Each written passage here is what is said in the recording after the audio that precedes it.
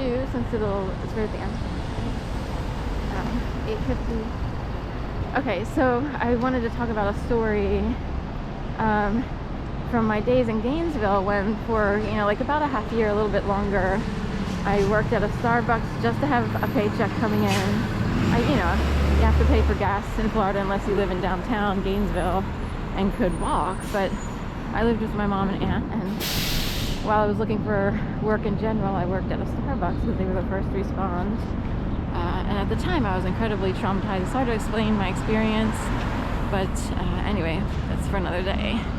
But the story is, when I started working at this specific Starbucks, which at first it was an older Starbucks on one corner of the same intersection around Route 13 and I guess 8th Avenue, or I forget that one going across, but I think it's 8th. First it was on the southwest corner, then it moved to the northwest corner and was more modernized, opened up a drive-through, the whole 9 yards. So at first, when I first started working, I got a lot of early shifts, and I would open with someone named Stacy, and this young lady would say, oh, where are you from, or whatever, and I said, well, I just came down from Philadelphia. She's like, oh, I used to live in King of Prussia. I just came down from King of Prussia. That's close enough, that's the outskirts of Philadelphia. A lot of people go to the King of Prussia Mall, as long as they have the provisions to get there. I never go up there, I'm not a big mall person, but in general, I would have to get on public transit and all that other stuff. So it's kind of a hike, and when I was growing up, every once in a blue moon, like twice, we went to King of Prussia. Anyway, I was like, oh, what a coincidence, that she came down from King of Prussia and started up at this job, and I came from Philadelphia.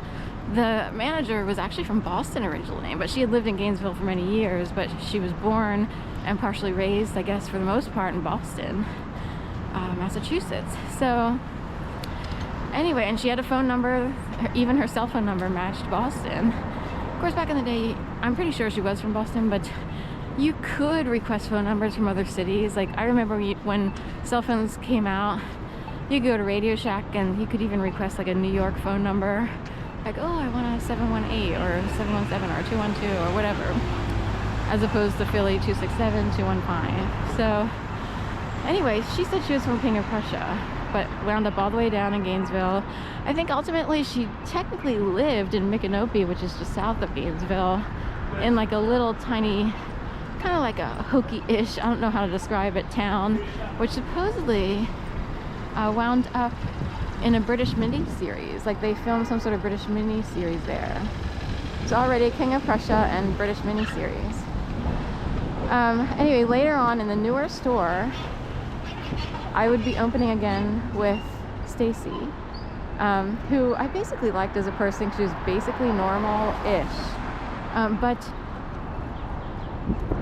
she was basically nice. She didn't have anything to prove. It's kind of stupid, like when you're older you work in other places, but anyway, people have things to prove. Everybody has to be the boss, this, that, and the other. So anyway, that aside, we opened one morning and we're waiting for the shift supervisor to show up, and every once in a blue moon, whoever was scheduled for the morning wouldn't show on time, or they wouldn't know they were scheduled or whatever. So we're standing there waiting,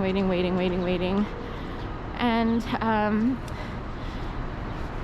Stacy texted me something saying, for some reason she decided to text it and pass me the phone so I could see. She's like, I guess she didn't want to say it out loud, but which is can be a good idea. But she said that she's like, oh, she listed 2 shift supervisors, and she said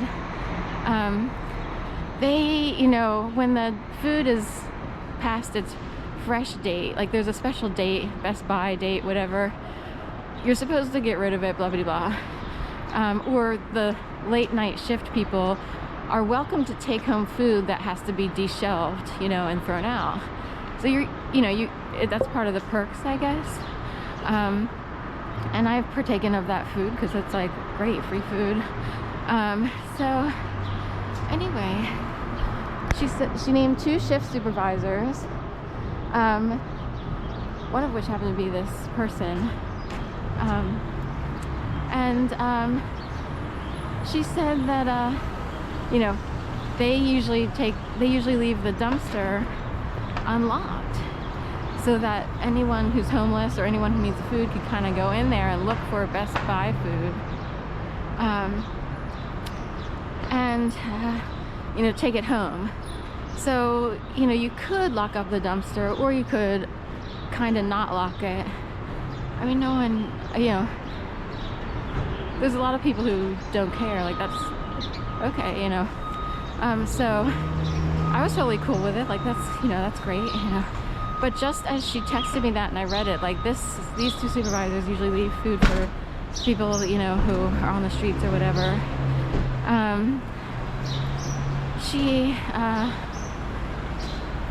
Someone came around. This is like 4:30 in the morning, and it was still dark out, 4:35. And someone came around and actually went into the dumpster to get food. So all of a sudden it felt more like an orchestrated setup, right? As opposed to like, oh, what a coincidence, she texts me this. It's almost like if people took theater classes,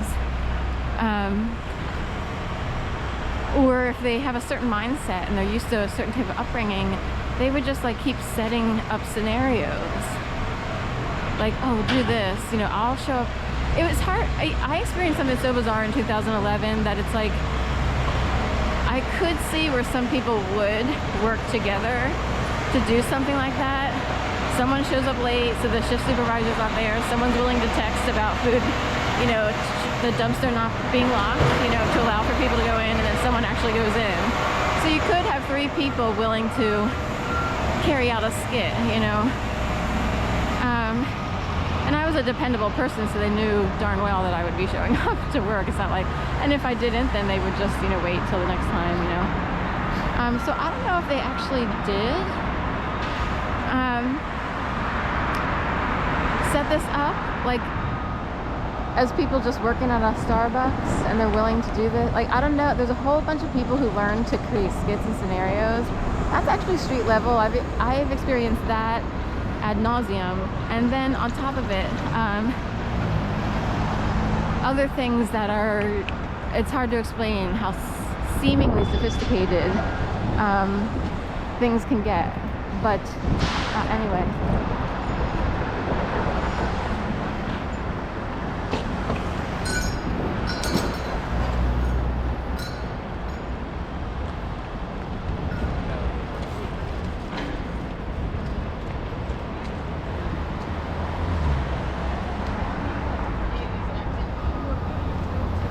So anyway, just one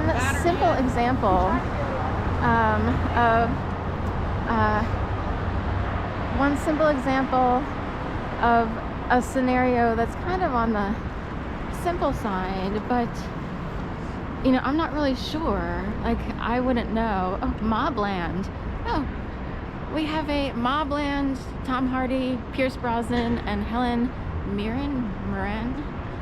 So new series streaming, you know. Interesting. So new ads today on Tuesday, you know, March 25th. Actually, I think it's my nephew's wife's birthday, so I need to go on there and say happy birthday. I just remembered it was the 25th, so